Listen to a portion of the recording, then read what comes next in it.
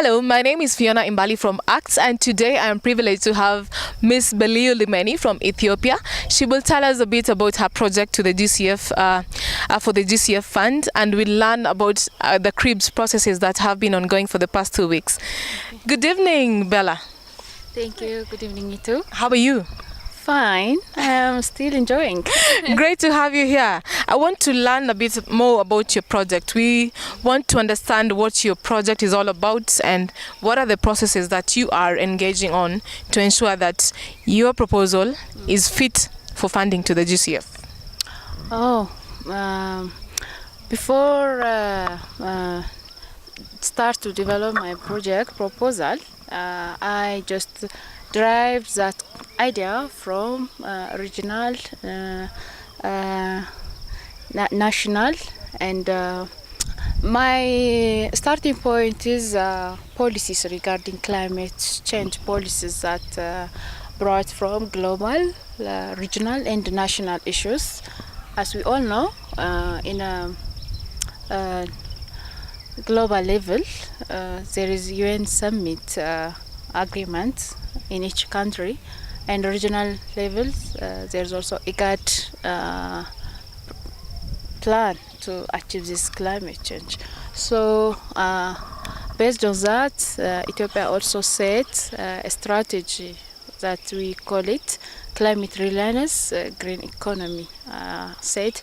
So the main objective is just to minimize climate changes through different intervention. One of the pillars is just increasing afforestation in Ethiopia. So based on that, just to support this system, I just developed forest technologies to mitigate this climate change, entitled Promoting Intensive Forest Management for Sustainable Land Use Change in Ethiopia.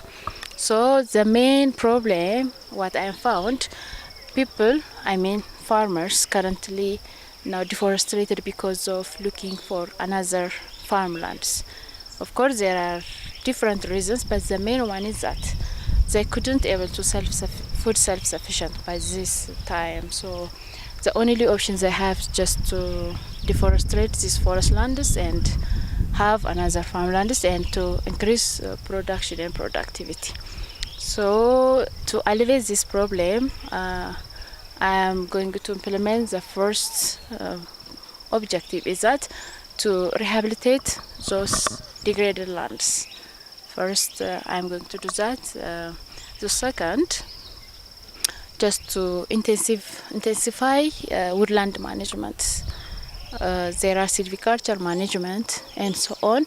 So some intensive mechanisms that enable farmers or communal lands or state-owned woodland lands to become so protective. What I'm thinking, just to register those lands to Forest Stewardship Council, and also I'm thinking to accredit those workers through carbon credit system there is.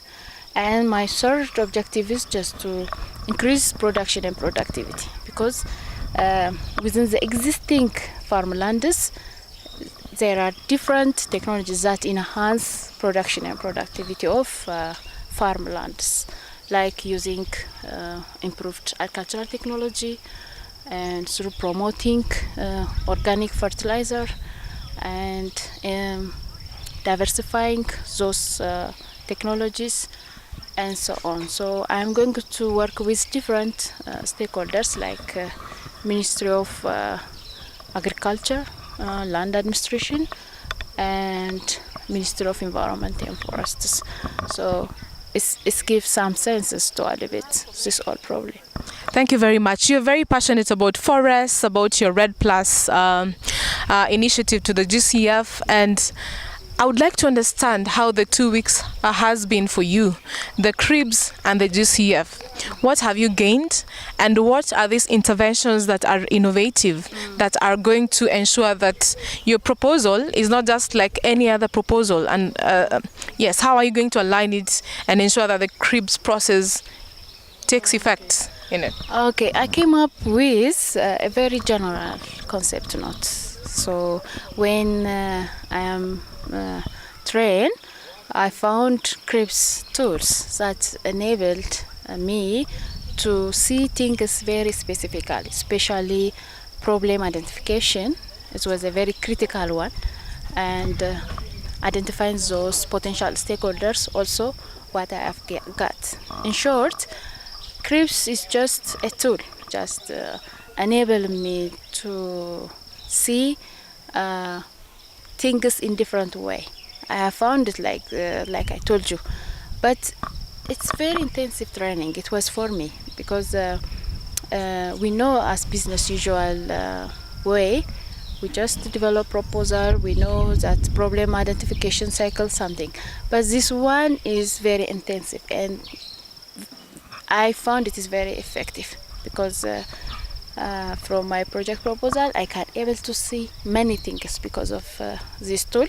So I am very grateful to have this training, and I will mainstream this all knowledge I acquired from this training to back to home. Thank you very much. You've actually jumped to my final question, which is, how do you plan to institutionalize CRIBS at your institution and also in Ethiopia? Of course I have to, because for us I came from a government research institute. So from my experience, the government funding is now declining throughout a year because the government could not able to fund all projects what we are now proposed. So we have set it as an institute just to find another means of fundings. The mainly is just to gaining grant through writing. This kind of research projects are already set as an objective. So my colleague in Ethiopia and any other related subjects who are working in a higher institution, any who are even consultants, it helped for them to enhance their knowledge and to get a very smart to develop very smart project proposal and to get easily. So practically in my research institute we have a regular meeting time as a team, and as a center we have monthly meeting like scientific forum. So through that I can able to forward all the knowledge I acquired to my colleague, that means researchers.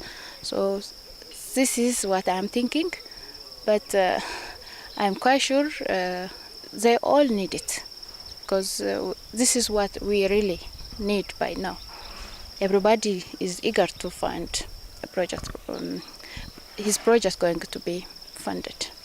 Thank you very much. That was definitely very interesting to speak to you, Miss Beliyu Limenih. Quite a difficult handful name to pronounce there. But thank you very much. It was definitely nice engaging with you through the past 2 weeks, and of course interesting to hear what Ethiopia is doing in terms of the RED Plus projects and protecting the environment.